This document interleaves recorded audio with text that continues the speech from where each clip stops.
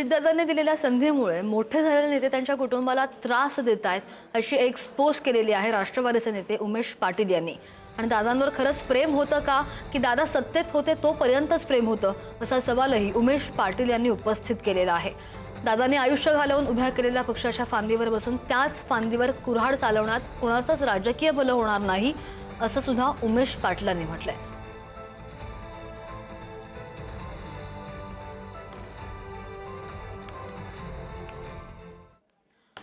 तर दुसरीकडे प्रशांत किशोर यांनी अभ्यास करूनच विश्लेषण मांडलं।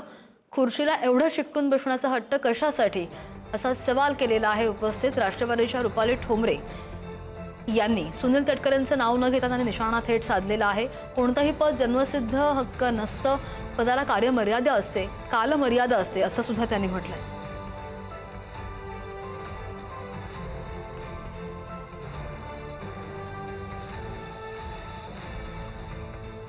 आणि या दोन्ही बातम्यांसंदर्भात आपण सविस्तर बोलत आमचे प्रतिनिधी ज्ञानेश्वर चौतमल आपल्यासोबत आहेत। ज्ञानेश्वर, जर बघायला गेलं तर या दोन्ही नेत्यांशी, राष्ट्रवादीच्या दोन्ही नेत्यांशी आपण सकाळी बोललो, मात्र त्यांचा रोख नेमका कोणाकडे आहे कळू शकलं नाही। अंतर्गत नाराजी पुन्हा एकदा बाहेर आलेली आहे दोन्ही नेत्यांची।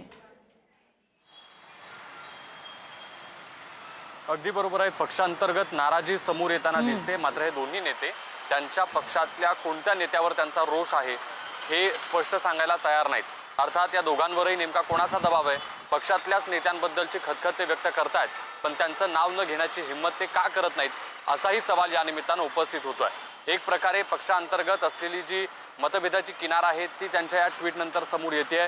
पक्षातल्याच नेत्यांवर त्यांचा राग आहे असंही दिसतंय, मात्र थेट नाव घेणं या दोन्ही नेत्यांनी टाळलेलं आहे। अर्थात या सगळ्या संदर्भानं आपण त्यांना विचारण्याचा प्रयत्नही केलेला होता, मात्र तरी देखील त्यांनी नाव घेतलेलं नाही। पण त्यांची भूमिका जी आहे ती आपल्याला दिसते। जी अजितदादांवर प्रेम करणारी लोक होती ती अजितदादांच्या पश्चात त्यांच्या परिवारावर तितकंच प्रेम करतात का असं पक्षातल्या प्रत्येकाने स्वतःच्या अंतर्मनाला विचारायला हवं अशा पद्धतीचं ट्विट त्यांनी केलंय खरं। पण पक्षातले जे नेते आहेत ज्यांच्या विरोधात त्यांना ही भूमिका मांडायची ते नेमके कोण या प्रश्नाचं उत्तर अजूनही समजू शकलेलं नसलं तरी पक्षांतर्गत खेद व्यक्त करण्यात येतोय, पक्षांतर्गत नाराजी आहे हे या निमित्तानं स्पष्ट होताना दिसतंय।